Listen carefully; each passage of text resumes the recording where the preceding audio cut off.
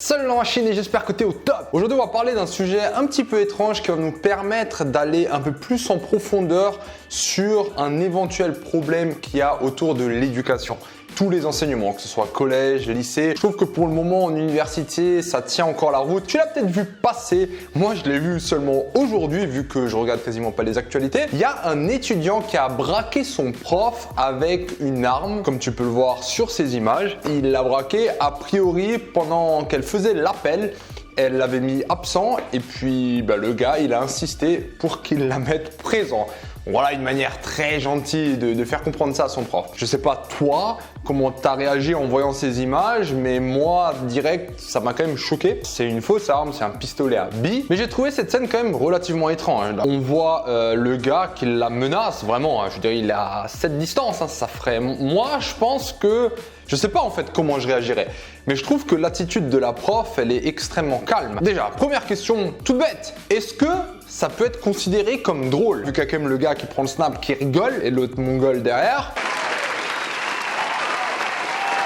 Je suis fier de toi. Que peut-être dans la salle, l'ambiance, elle était plutôt divertissante et c'est ça qui fait que la prof, elle réagit de manière relativement sereine au final. Posée, tranquillement, les petites jambes croisées et puis elle fait l'appel. Un gun braqué sur elle. J'espère en tout cas que c'était perçu comme ça de sa part, sinon ça a dû être quand même relativement traumatisant. Tu dis que tu es en train de donner un cours et d'un coup tu as un gars qui se lève et qui te braque l'arme sur ta gueule. Je trouve ça quand même assez chaud. Alors juste pour éviter de s'abaisser à leur niveau là de ces deux, c'est pas parce que maintenant l'étudiant il est noir que je veux voir des commentaires racistes. C'est pas sa couleur de peau qui l'a poussé à faire ça, ni ses origines, rien à voir. C'était un con, il y en a de toutes les couleurs, comme il y a des intelligents de toutes les couleurs. Donc voilà, une petite parenthèse pour essayer de minimiser ça. Malheureusement, je sais qu'il y en aura quand même. Revenons sur le sujet principal. J'ai l'impression que tout le monde ferme les yeux là-dessus. C'est à quel point non seulement le professeur, mais l'éducation en général a de moins en moins d'impact sur la jeunesse. Je sais pas si tu captes, alors si tu le vis, ou bien si tu es enseignant, ou bien en tant que parent, si tu observes ça, le prof, l'institution n'a plus vraiment de pouvoir sur les jeunes. Et il y a du bon et du pas bon à prendre là-dedans. Comment ça se fait qu'il y a quelques années, et je te parle pas forcément l'année dernière, mais vraiment il y a une dizaine d'années, quand un prof il disait quelque chose, ça avait vraiment du poids auprès des étudiants et auprès des parents, alors que maintenant, plus on avance dans le temps, plus quand un prof il va donner une opinion, quand il va juger quelque chose, selon ses compétences bien sûr et dans le domaine de son métier, c'est pas non plus Dieu, et souvent c'est interprété différemment par les parents ou bien aussi par les étudiants. Ils peuvent dire ouais mais lui c'est un con, ouais mais lui il connaît pas, mais lui de toute façon c'est une vieille école, ou bien maintenant ça évolue tellement il n'est pas resté à la page. Ce genre de réflexion qui remonte de plus en plus. Au début bien sûr c'était les étudiants, il y en a plein qui cherchent plein d'excuses, même si des fois ils ont raison, et maintenant je trouve que cet état d'esprit il est aussi monté au niveau des parents. La problématique pour moi elle est surtout au niveau de l'école. C'est une école au final, là on est dans une école qui est très rigide. Quelque chose qui a, même s'ils essayent de passer dans le numérique, pour eux passer au numérique c'est que tu avais un cours sur une feuille et maintenant tu as ton cours sur une tablette. En plus la tablette, faut l'acheter, faut la charger, faut la réparer parce qu'elle pète. Bon bref, c'est pas ça le numérique, c'est plus une question de mentalité. Alors ce que je voulais dire par là c'est que l'école, elle a pas bougé. Elle a pas bougé. Et avant, ça marchait bien, je vois ça un peu, je fais un parallèle un peu avec la religion, ça marchait bien parce que l'école, c'est l'entité qui détenait le savoir.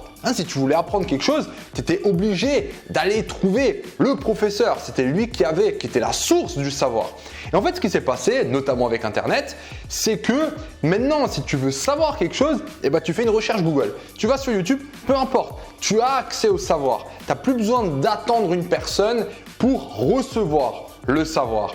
Et à partir de là, une personne qui a du savoir, elle a de la force, elle a de la puissance, elle a de l'influence. Et justement, toute cette influence par l'institution, par l'école, elle a été perdue parce que ce savoir maintenant, tu peux le retrouver partout. Là, on est vraiment dans un monde où il y a du savoir partout et ça vaut plus rien. Et je trouve que le modèle de l'école, il est justement toujours resté au stade de transmission de savoir. Tandis que là, je pense qu'un professeur, il est de moins en moins bien formé parce que son métier n'évolue pas spécialement dans le temps. Là, on est plutôt dans une ère où les étudiants ont besoin d'un accompagnement parce qu'il y a tellement de choses auxquelles ils ont accès qu'ils ne savent pas comment y accéder. Ils n'arrivent plus, tu vois, tous ces trucs de motivation, de comment s'y prendre, de productivité, c'est des sujets, avant, on les entendait pas trop. Pour moi, maintenant, un professeur devrait plutôt faire le rôle du coach. On va te coacher à mieux intégrer le savoir. Comme au sport où tu peux jouer par toi-même, ça veut dire que tu as accès à l'information facilement, mais le coach, il est là pour te dire, il faut que tu fasses comme ça, comme ça, comme ça. Il va te donner un avis supplémentaire avec beaucoup d'expérience. Et ça, tu l'as pas quand tu es étudiant.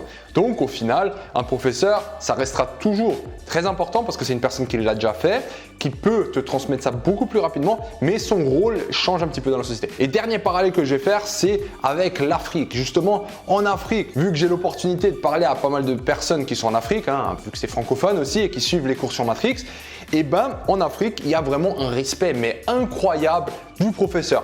Là-bas, tout le monde vous voit, monsieur, et ils sont très très reconnaissants aussi. En France, il n'y a pas tout ça, il n'y a plus tout ça. En France, de manière générale, le respect, il a été pris, il a été jeté, mais vraiment du 8e étage dans la poubelle. Et ça, faut le savoir. Donc voilà la machine, je sais pas si tu as eu l'occasion d'en parler autour de toi. Je pense que ça serait assez intéressant de faire, une discussion libre avec son professeur principal peut-être autour de cet événement parce qu'il y a forcément du bon aussi à en tirer. Heureusement que tout ça c'était du fake, donc il n'y a rien de dramatique, sauf peut-être maintenant l'état psychologique de cette prof. J'espère que tout va bien. Reste au top la machine et puis à très bientôt pour un sujet un petit peu plus convivial. Bonne semaine à toi.